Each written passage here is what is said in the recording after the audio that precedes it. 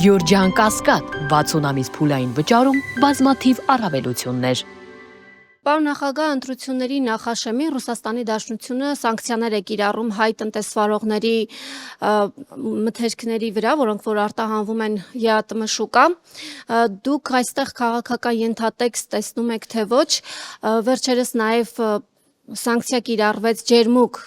գրուպի ապրանքանիշի վրա։ Մեզ հայտնի է, որ Ջերմուկ գրուպը պատկանում է Վայոց-Ձորի մարզպետի, քպական մարզպետի հորը, շատերը հենց այստեղ քաղաքական ենթատեքստ են տեսնում։ Ռուսաստանի Դաշնության նախագահը շատ ուղիղ ակնարկել է, որ պետք է Նիկոլ Փաշինյանը ընտրություն կատարի ԵԱՏՄ-ի եւ ԵՄ-ի միջև։ Դուք ինչպես եք տեսնում այդ ընտրության ելքը, այսինքն դուք ինքներդ կարող եք ընտրություն կատարել եւ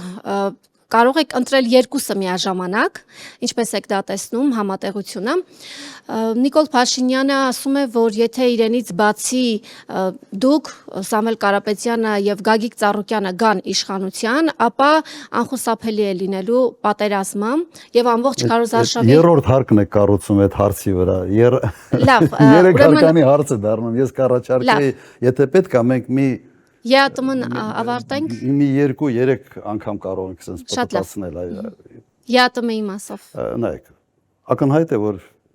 ԵԱՏՄ-ն եւ Եվրոմիության անդամակցությունը անհամատեղելի է։ Սա ընդունում է նաեւ Հայաստանի իշխանությունը։ Բայց ինչ է ասում Հայաստանի իշխանությունը, ասում է մենք բռնել ենք այս ճանապարհը, դուք սպասեք, երբ որ մենք կհասունանանք, պատրաստ կլինենք, մենք ձեզ կասենք։ Ռուսաստանի պես խոշոր երկրների հետ այսպիսի լեզվով չեն խոսում։ Ոչինչ չեն խոսում։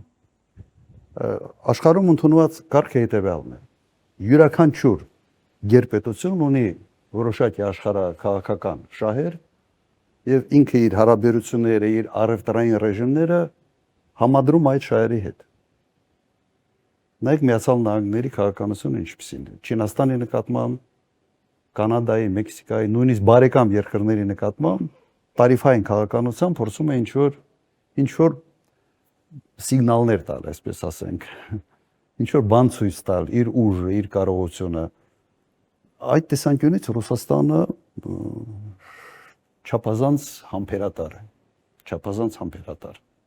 Բայց մոտեցումը հետևյալն է, եթե դու բարեկամ երկիր ես, ուրեմն քո հետ մեկ առևտրային ռեժիմների մեջ կարող ենք լինել։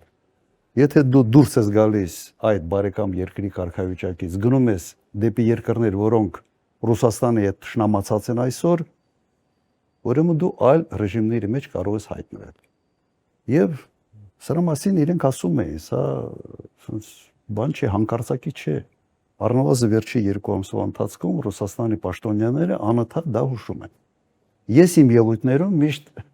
ասում եի, որ զգուշ եղեք։ Չի կարող երկրի արտաքին քաղաքականությունը համահունչ չի լինի երկրի տնտեսական շահերի հետ։ Այն ինչ անում է այսօր Հայաստանի կառավարությունը հակառակ ուղղությամբ է տանում երկրի տնտեսական շահերը։ Սա խփելու է ուղղակի ժողովրդի բարեկեցության վրա։ Ինչ մենք արդեն տեսնում ենք դրսևորումները։ Իմաստը պետք չի զարմանալ, սա պետք է հարցնել հետևյալը։ Այս կառավարությունը այս հաշվարկները արել է, թե իրենց համար, չգիտեմ ինչի, դա անակնկալ է։ Թե մտածել են, թե այնուամենայնիվ սենց էլի կուլ կտան, էլի բան չենանի։ Ինձ համար սա սպասվելիք իրադարձությունների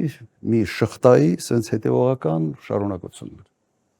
Օքեյ, ասում ժողովուրդն է, տուժում։ Երկը ժողովուրդն է պետք է մտածել։ Ռուսաստանի Դաշնությունից։ Հիմա դուք ինչ եք առաջարկում, Ռուսաստանի Դաշնությունը մտածի մեր ժողովրդի մասին, թե առաջերտին մեր կառավարությունը մտածի մեր ժողովրդի մասին։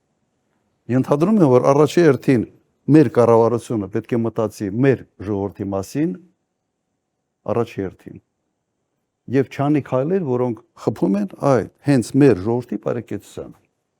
Իսկ Ռուսաստանի Դաշնությունը ինքը առաջնորդվելու է առաջի հերթին իր պետական ազգային շահերով։ Ուրիշ մոդել ուղղակի չկա։ Իմ տպավորությամբ ես ուղղակի գնահատական կտամ իմ sense հայացքով ոնց եմ տեսնում։ Իրենք համարում են, որ հայ ժողովուրդը բարեկամ ժողովուրդ է, շատ են ուզում, որ Հայաստանի Հանրապետությունը լինի բարեկամ երկիր, բայց այն հարցազրույցները, այն հայտարարությունները, որ անում են պաշտոնյաները, նշանակում է, որ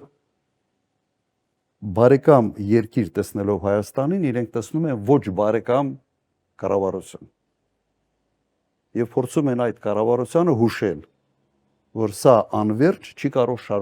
շարունակվել եւ սա հետևանքներ ունենալու։ Վլադիմիր Պուտինի հետ հեռախոսով 200 անգամ խոսելը Նիկոլ Փաշինյանը հայտարարել։ Ինչի մասին է վկայում։ Վատ թե լավ հարաբերություններ։ Ես կարծում եմ, որ ենթադրում եմ, որ Նիկոլ Փաշինյանը մտածում է, թե այս ներքին կորուծիտներում իր հաջողությունը նաեւ արտաքին կորուծիտների հույս է տալիս։ Ենթադրում եմ սա։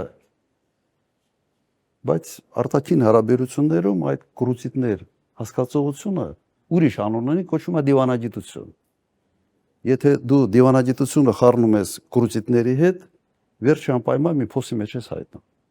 Այն երկիրը չի, որը չի հասկանում կամ չի տեսնում, թե դու ինչ ես անում։